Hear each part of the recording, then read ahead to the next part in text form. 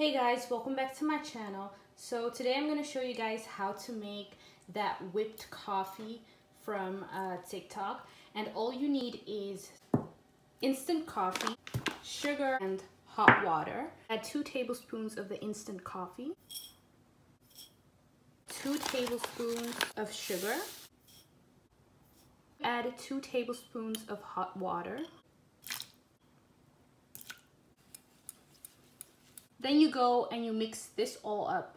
I just mixed everything and this is what it looks like. I do not recommend you to do this by hand because it's gonna take a very long time. So use a mixer. You grab a glass, some ice cubes,